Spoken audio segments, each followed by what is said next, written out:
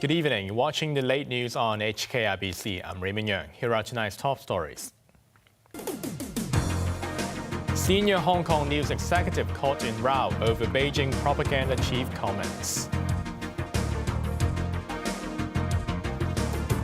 Ombudsman blasts authorities for leaving nearly 1,000 public housing estate storerooms vacant.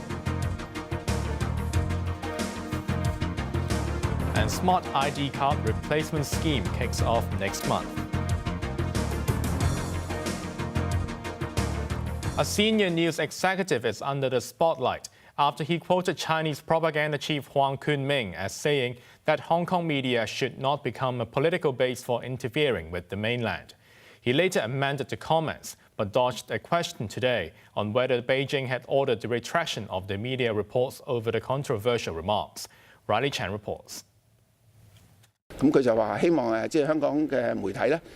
Kong media should not become a political base for interfering with the mainland. That was the remark given by Chinese propaganda chief Huang Kunming, according to Singtao News Corporation Executive Director Siu Sai-wo.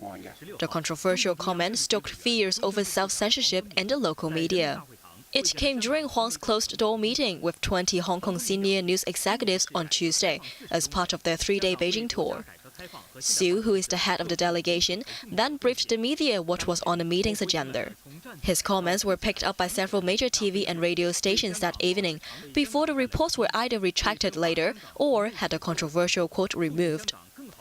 Siu clarified yesterday, saying Huang actually has said that, under the one country, two systems principle, we should prevent external forces from turning Hong Kong into a base for interfering with and destroying the mainland.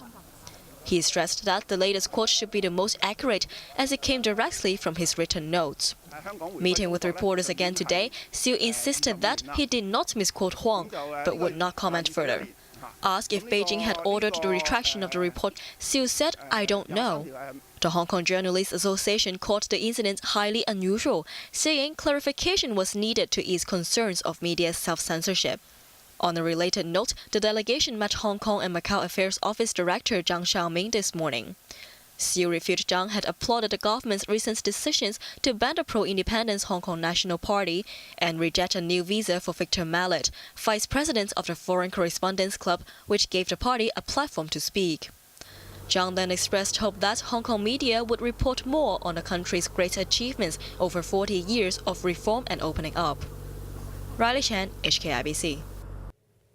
An ombudsman investigation has revealed nearly 1,000 storerooms were left vacant at public housing estates, despite their potential to be converted into residential units. The watchdog also criticized the Transport Department for its poor response after a new toll collection arrangement at the Lantau Link ended up in land and air traffic chaos last year. Riley Chan reports. A direct investigation report by the Ombudsman has found that 959 storerooms from 87 public housing estates were left idle as of August last year. These storerooms made up a total area of about 109,000 square feet, one-third of which were larger than 100 square feet.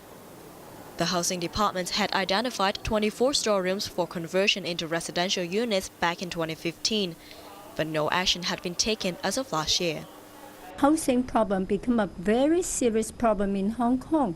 So we do not think that HDs could just sit on it and without assessing how to convert these storerooms into a usable area. We think that they should be more reactive to the need of the community to do something. The Housing Department had pointed out some units were unsuitable for conversion as they could not meet occupancy rules in the building's ordinance. But the Ombudsman said minor modifications should be performed, such as enlarging windows to ensure proper natural lighting and ventilation. Under this new approach, 42 additional storerooms have been singled out for conversion. Other rooms which still failed to meet the requirements could be leased to social or welfare groups to be used as childcare or tutoring centers, the watchdog said.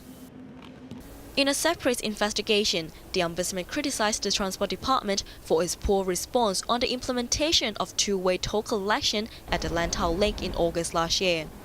The new toll mechanism prompted